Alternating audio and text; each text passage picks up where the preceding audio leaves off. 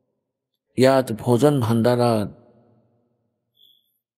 ইয়াত টচক আনে, বিচনা আনে, মেট লগাই, পাংখা লগাই, ছেট লগাই, গোটেই বাচন কিনে আপোনালোকৰ বাবে, আপোনালোকৰ দ্বাৰা দিয়া হোৱা ধৰ্মৰে এই ভোজন ভাণ্ডাৰৰ ব্যৱস্থা কৰা হয়।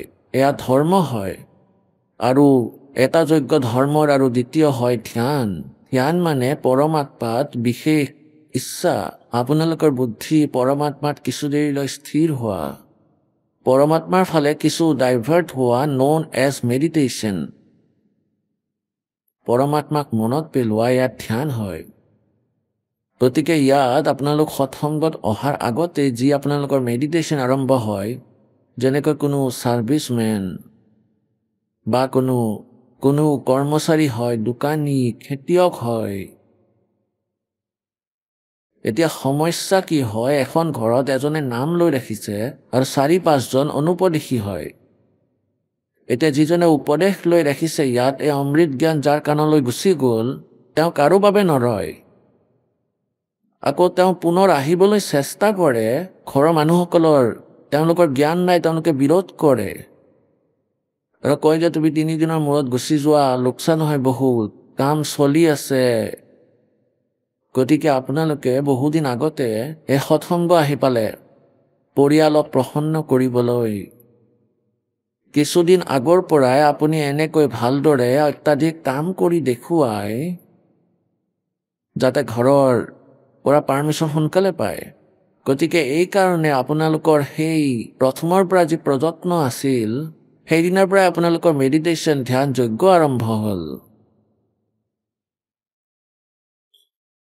এনেকৈ ছাৰ্ভিচমেন হয়। এতিয়া কাৰণ ভক্তিহীন সকলো হৈ গ'ল, অধিকাৰীও কৰ্মচাৰীও ভগৱানৰ পৰা শ মাইল দূৰত, তেওঁলোকেতো অকল মায়া দেখে। এই দাসৰ লগতো কিছুদিন এনেকুৱা সংঘৰ্ষ চলিছিলে। ছাৰ্ভিচ কৰিছিলোঁ যেতিয়া, সন্ত চিপাহী আৰু সিংহ বাঘ কোৱা হয়, এওঁলোকে পিছফালে খোজ নিদিয়ে, এওঁলোকে আগলৈহে খোজ দিয়ে, আগলৈহে যায়। গতিকে পৰমাত্মাও আমাক অলপ চাই যে মোৰ বচনৰ ওপৰত কিমান এওঁলোক টিকিব পাৰে, তেতিয়া তেওঁলোকৰ ৰাস্তা মুকলি কৰি দিয়ে। আকৌ পৰমাত্মাই এনেকৈ খুলিলে, এনেকুৱা দয়া কৰিলে, উদ্ধাৰ কৰিলে। গতিকে এনেকৈ আপোনালোকে যি দিনাৰ পৰা ছুটি লোৱাৰ কাৰণে অধিকাৰীৰ আগত প্ৰাৰ্থনা কৰাৰ আগতে তেওঁক আনন্দিত কৰে, প্ৰায় 2 দিনৰ কাম এদিনতে শেষ কৰি দেখুৱাই দিয়ে, যাতে তেওঁ ৰাজি হৈ এনেকৈ কৈ দিয়ে যে চেংচন কৰি দিয়ে, ছুটি দি দিয়ে। গতিকে আপোনালোকৰ মেডিটেশ্যন সেইদিনাৰ পৰাই আৰম্ভ হৈ গ'ল। এটা যজ্ঞ হয় ধৰ্মৰ, দ্বিতীয় হয় ধ্যান আৰু তৃতীয় যজ্ঞ হৱনৰ। ইয়াত পৰমাত্মাৰ কৃপা আছে। প্ৰত্যেক সমাগমত 2.5 কুইণ্টল দেশী ঘিৰ হৱন হৈ আছে। প্ৰায় 250 পাঠ হয়। 3 দিনত এটা পাঠ কৰে, প্ৰায় 1 কিলো ঘিৰ এটা হৱন হয়। ইয়াৰ সন্মুখত হৱন হৈ আছে। হৱনৰ পদ্ধতি সকলোতকৈ ভালকৈ কৈছে কবিৰ পৰমাত্মাই। যেনেকৈ এটা চাকি থাকে সূতাৰ, এডাল 50 গ্ৰাম সূতাত, 100 গ্ৰাম সূতাত শও নালাগে হয়তো, আৰু 2.5 কুইণ্টল ঘিৰ আমি হৱন কৰি দিওঁ কণ্টিনিউৱাছলি, 3 দিন চলি থাকে দিনে ৰাতি। আৰু 2.5 কুইণ্টল ঘিৰ হৱন কৰিবলৈ 40 কিলো খৰি জ্বলাই দিয়া হয়। স্বাহা স্বাহা। ইয়াৰ লগতে কাৰ্বন ডাই অক্সাইডো প্ৰায় সমানেই থাকে।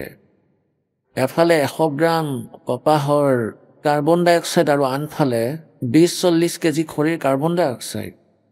তেন্তে এইটো সকলোতকৈ সহজ পদ্ধতি। আৰু মন্ত্ৰ মালিকৰ আমি কৈয়ে আছোঁ, পাঠ চলিয়ে আছে। এই মন্ত্ৰ সেই সূক্ষ্ম বেদৰ, সচিদানন্দ ঘন ব্ৰহ্মৰ বাণীৰ, অৰ্থাৎ বেদতকৈও উত্তম মন্ত্ৰ। সেই 4 বেদতকৈও উত্তম মন্ত্ৰ সেই সূক্ষ্ম বেদৰ, ইয়াক আমি কওঁ। আৰু চতুৰ্থ যজ্ঞ প্ৰণাম, দণ্ডৱত প্ৰণাম কৰাও। এয়া আমাৰ ভিতৰত যি অভিমান আছে, এয়া শত্ৰু হয় আমাৰ। আৰু আমি যেতিয়ালৈকে অধীন নহওঁ, ভগৱান ওচৰলৈ নাহে। অধীন বনাবলৈ এই দুষ্ট মনক এই দণ্ডৱত প্ৰণাম কৰোৱা হয়, যাতে এই মাটিক মাটি বুলি বুজিব পাৰে। এতিয়া আমি আৰম্ভণিতে গ'লোঁ আৰু তাতে দেখিলোঁ দণ্ডৱত কৰা। ঘূৰি আহি এটা চুকত বহিলোঁ। এনেদৰে য'তে ত'তে ঢলি পৰেনে বাৰু? আকৌ লাহে লাহে জ্ঞান হ'ল, বৰ ভাল লাগিল। নহ'লে আৰু যদি কাইলৈ পেৰালাইচিছ হয়, মুখ বেকা হৈ পৰে এনেকৈ, আৰু মুখেদি যদি মাখি ওলোৱা সোমোৱা কৰে, তেতিয়া এই ভণ্ডামি ক'ত যাব? তোমাৰ অভিমানে কি ৰক্ষা কৰিব? অৰ্থাৎ এনে বচনেৰে আঘাত লাগে। মাটিক মাটি বুলি বুজি পালে আৰু কাম সফল হ'ল। গতিকে এই পৰমাত্মাক পাবলৈ যি আমি ৰিহাৰ্চেল কৰিব লাগে, যি প্ৰেক্টিকেল কৰিব লাগিব, সেয়া আমি ইয়াত কৰিব লাগিব। যেনেকৈ সন্তান মিলিটাৰীত চিলেক্ট হৈ যায়, এতিয়া তাতে যদি তেওঁৰ এপইণ্টমেণ্ট হয়, তেতিয়া ইয়াৰ বাবে তেওঁলোকে গোটেই ক্ৰিয়া কৰাব। তাক এনেকৈ যাব দিব, দৌৰা ধপৰা কৰাব, ৰছী ধৰি জঁপিয়াব দিব, ৰছী ধৰি ওপৰত উঠিব দিব। এয়া তেওঁলোকে এইকাৰণে কৰিছে যাতে শত্ৰুৰ মুখামুখি হ'লে মাৰ নাখায়। গতিকে আপোনালোকক ইয়াত সেই সৈন্যৰ দৰে ট্ৰেইনিং দিয়া বুলি ধৰি লওক, আৰু ইয়াৰ পৰা যেতিয়া যাব যমদূতৰ লগত আমাৰ মুখামুখি হ'ব, তেতিয়া আমি আকৌ যাতে মাৰ নাখাওঁ। অহংকাৰ আমাৰ আটাইতকৈ ডাঙৰ শত্ৰু। এজন অজামিল নামৰ ভগত আছিলে। তেওঁৰ গুৰুৱে কৈ দিলে যে যিমান প্ৰণাম কৰিব সিমানেই তোমাৰ এটা যজ্ঞ হৈ যাব। তেওঁ 11 আৰব দণ্ডৱত প্ৰণাম কৰিলে। এতিয়া পুণ্যাত্মাসকল যেনেকৈ পথাৰৰ বীজ ৰোৱা হোৱা নাই আৰু সাৰ পানী ঢালি থকা হৈছে। আহক আমি এতিয়া সেই শ্ৰদ্ধালুসকলৰ অনুভৱবোৰ জানো, যিসকলে জগতগুৰু তত্ত্বদৰ্শী সন্ত ৰামপাল দেৱ মহাৰাজৰ পৰা দীক্ষা প্ৰাপ্ত কৰিছে, তথা তেওঁৱেই কোৱা ভক্তি মাৰ্গ এওঁলোকে অৱলম্বন কৰি আছে। ছাৰ নমস্কাৰ। নমস্কাৰ ছাৰ। ছাৰ কি নাম আপোনাৰ? ছাৰ মোৰ নাম পৰেশৰাম লোধি, গাঁও মাৰিয়া কৃষ্ণ, তহচিল গ্ৰাও, জিলা সাগৰ, মধ্যপ্ৰদেশৰ। ছাৰ সন্ত ৰামপালদেৱ মহাৰাজৰ শৰণলৈ অহাৰ আগতে আপুনি কি ভক্তি সাধনা কৰিছিল? ছাৰ সন্ত ৰামপালদেৱ মহাৰাজৰ শৰণলৈ অহাৰ আগতে এই দাসে সংসাৰত যিমান দেৱী দেৱতা মনৰ মতে কৰা আচৰণ, যেনে দুৰ্গা দেৱীৰ পূজা আৰু কুলৰ পূজা আৰু অন্য যিবোৰ পূজা আছে, হনুমানৰ পূজা, সকলো কৰিছিলোঁ। আৰু এই দাসে গম পোৱা নাছিলে যে আচলতে সত্যটো কি। এইবোৰ পূজাৰ মাজতে মই ভ্ৰমিত হৈ ঘূৰি ফুৰিছিলোঁ। কেতিয়াবা ক'ৰবাত গৈছিলোঁ, কেতিয়াবা ক'ৰবাত ধৰ্মগুৰুৰ ওচৰলৈ গৈছিলোঁ। কোনোবা ব্ৰাহ্মণক সুধিলে তেওঁ কৈছিলে যে আপোনাৰ ক্ৰিয়া বেয়া হৈ গৈছে, পূজা বেয়া হৈছে, এৰা খাইছে। তেতিয়া মই সুধিছিলোঁ যে কি পূজানো মই কৰা নাই, আমাৰ আৰ্থিক স্থিতি কিয়নো ইমান বেয়াৰ ফালে গৈ আছে, মই কি পূজা নকৰোঁ নেকি, ভগৱানৰ ভক্তি নকৰোঁ নেকি? ছাৰ মই ল'ৰা ছোৱালীৰ লগত 2 বছৰ অখণ্ড ৰামায়ণৰ পাঠ কৰিছিলোঁ, গণেশৰ প্ৰতিমাও লগাইছিলোঁ, কিন্তু আৰ্থিক স্থিতি ইমান বেয়ালৈ গৈছিলে যে খাবলৈ নাপাইছিলোঁ। এনেকুৱা অৱস্থা হৈছিল। ছাৰ আপুনি ইমানবোৰ পূজা কৰাৰ পিছতো আৰ্থিক সমস্যাত ভুগিছিলে, আপোনাৰ জীৱনত ইমানবোৰ সমস্যা আছিলে, তেন্তে ছাৰ আপুনি সন্ত ৰামপালদেৱ মহাৰাজৰ বিষয়ে কেনেকৈ জানিলে? ছাৰ যেতিয়া মই স্কুলত পঢ়াইছিলোঁ, অস্থায়ী শিক্ষক আছিলোঁ, নিয়মিত নাছিলোঁ। তাৰপিছত যেতিয়া মই 4 বজাত ছুটী লৈ ঘৰলৈ আহিলোঁ, তেতিয়া টিভি চলি আছিলে। সেই সময়ত মই একো চোৱা নাছিলোঁ, কেৱল চেনেল সলনি কৰি আছিলোঁ। সেই সময়ত মই চেনেলত ধ্যান দিয়া নাছিলোঁ।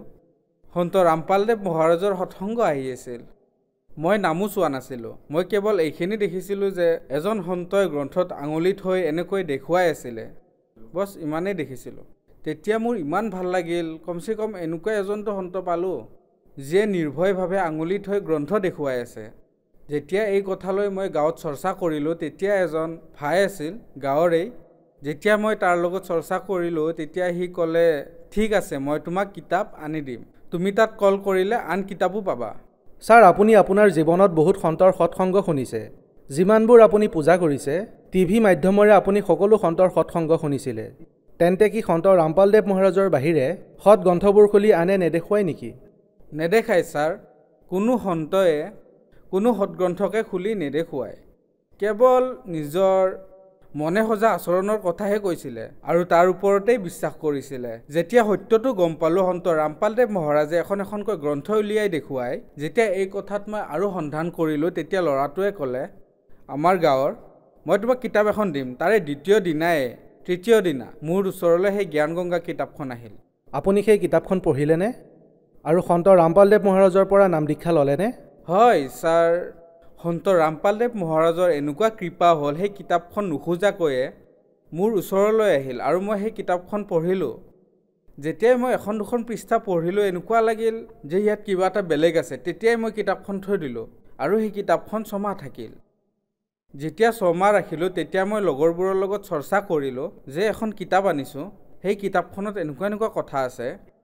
গতিকে ছাৰ সন্ত ৰামপালদেৱ মহাৰাজৰ কৃপাত এজনে ক'লে মোক কিতাপখন দিবা। মই তাক পঢ়িবলৈ দি দিলোঁ কিতাপখন। সি গীতাখন পঢ়ি থৈছিলে। 3 দিনত সি কিতাপখন পঢ়ি মোক ক'লে, প্ৰথমে তুমি গীতা পঢ়া, তাৰপিছত জ্ঞান গংগাৰ লগত মিলাবা। ইয়াত যিবোৰ লিখা আছে সকলো সত্য। এই কথাটো মোৰ লাগি গ'ল। যেতিয়া মই সেই জ্ঞান গংগা কিতাপখন পঢ়িলোঁ, মই তেতিয়া স্তব্ধ হৈ ৰৈ গ'লোঁ যে আচলতে সঁচাটো হয়নো কি। ছাৰ, যিবোৰ সাধনা আৰু পূজা আপুনি সৰুৰে পৰা কৰি আহিছে আৰু আপুনি আজি কৈছে যে সেই সাধনাবোৰ শাস্ত্ৰৰ বিৰুদ্ধে হয়, আৰু যেতিয়া আপুনি জ্ঞান গংগা কিতাপখন পঢ়িলে তেতিয়া আপোনাৰ এনেকুৱা লাগিল যে যিবোৰ কথা সন্ত ৰামপালদেৱ মহাৰাজে কয় সেয়া বেদ আৰু গীতাত একেধৰণে লিখা আছে। গতিকে ছাৰ, আপুনি যে আগতে বেলেগ ধৰ্মগুৰুৰ সৎসংগ শুনিছিলে, তাৰপিছত সন্ত ৰামপালদেৱ মহাৰাজে লিখা জ্ঞান গংগা কিতাপখন পঢ়িলে, তেন্তে কি পাৰ্থক্য দেখিলে? ছাৰ, জ্ঞান গংগা কিতাপখনত এনেকুৱা কথা পালোঁ যি সন্ত ৰামপালদেৱ মহাৰাজে অৰ্থ সহিতে প্ৰমাণ সিদ্ধ কৰি দেখুৱালে যে যিবোৰ পূজা তোমালোকে কৰি আছা, যাক ভগৱান মানি আছা, ইয়াৰ পৰা একো লাভ নহয়। এই পূজাবোৰ ব্যৰ্থ।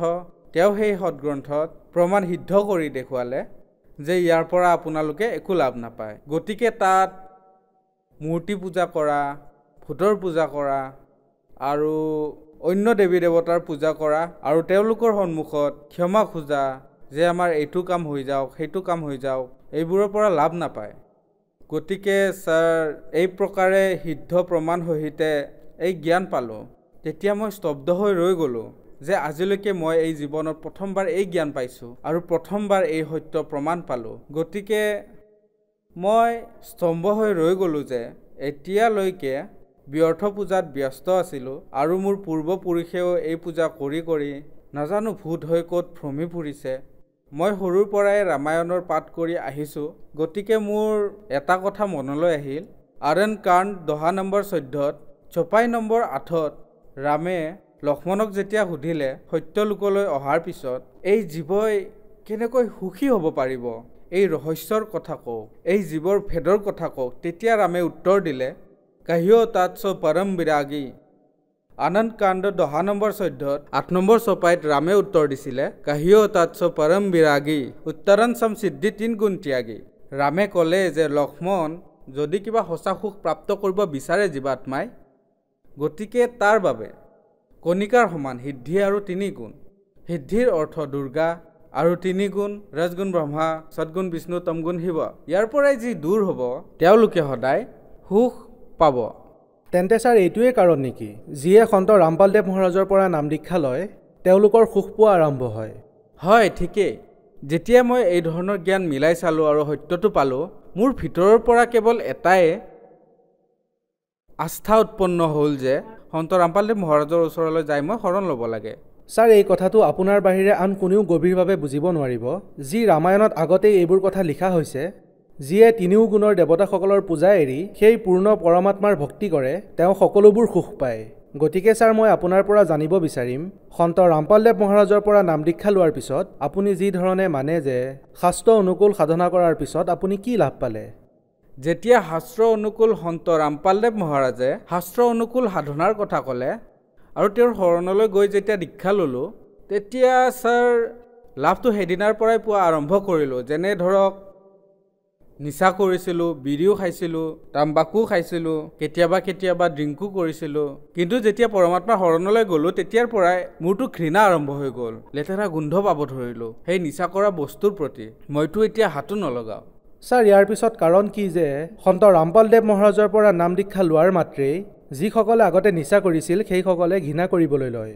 যেতিয়া ছাৰ সন্ত ৰামপালদেৱ মহাৰাজৰ জ্ঞানক যিয়ে বুজিব, তেতিয়া বুজিবলৈ আৰম্ভ কৰে যে সন্ত ৰামপালদেৱ মহাৰাজ এনেকুৱা এজন সন্ত যি পূৰ্ণ সন্ত আৰু পূৰ্ণ ভক্তি সেই পূৰ্ণ ব্ৰহ্ম পৰমাত্মাৰ কৰাই, যি কাৰণে ইমান শক্তি আছে সেই মন্ত্ৰত, যি মন্ত্ৰ গুৰুদেৱে দিয়ে সেই মন্ত্ৰত ইমান শক্তি আছে।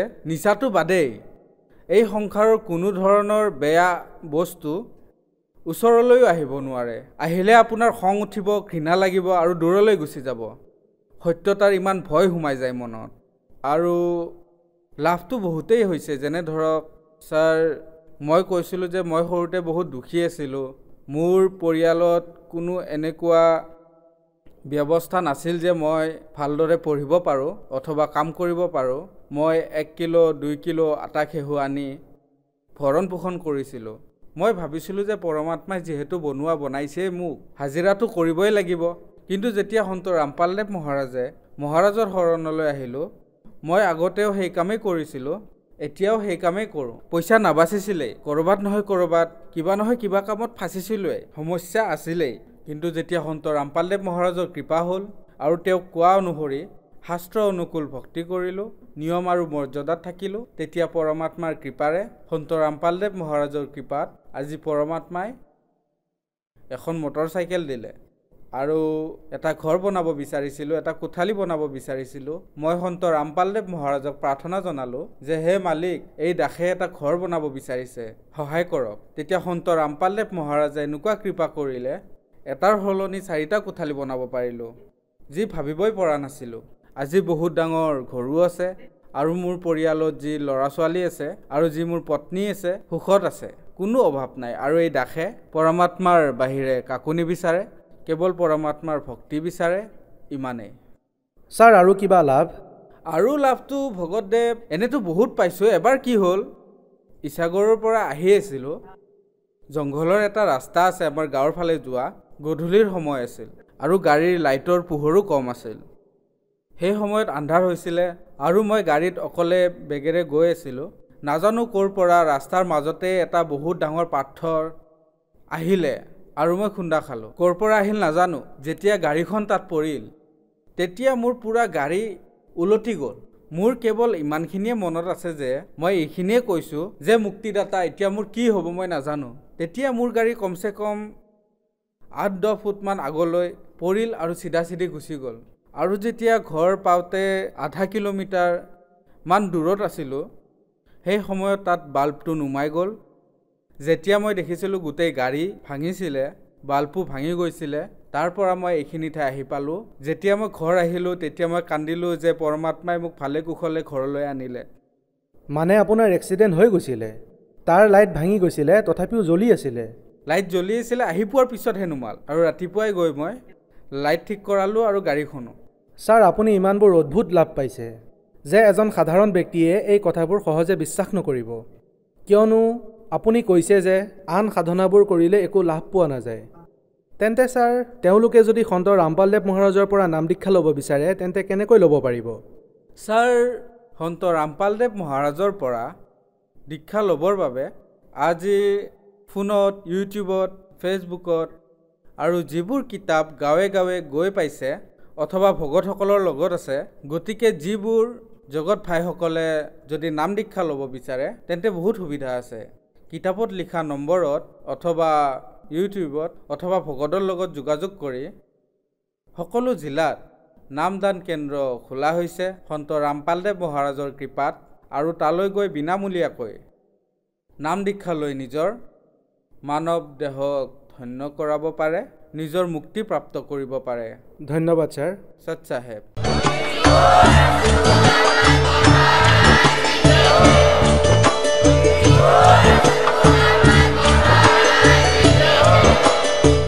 আপুনি শুনি আছিলে জগতগুৰু তত্ত্বদৰ্শী সন্ত ৰামপালদেৱ মহাৰাজৰ মংগল প্ৰবচন। অধিক জানিবৰ বাবে ভিজিট কৰক আমাৰ ৱেবছাইট www.jagatgururampalji.org। সন্ত ৰামপালদেৱ মহাৰাজৰ শুভ আশীৰ্বাদত সমগ্ৰ বিশ্বতে 500তকৈও অধিক নাম দীক্ষা কেন্দ্ৰ আছে, য'ত সন্ত ৰামপালদেৱ মহাৰাজৰ দ্বাৰা বিনামূলীয়া নাম দীক্ষা দি থকা হৈছে। আপোনাৰ নিকটৱৰ্তী নাম দীক্ষা কেন্দ্ৰৰ ঠিকনা জানিবলৈ সম্পৰ্ক কৰক 8222880541।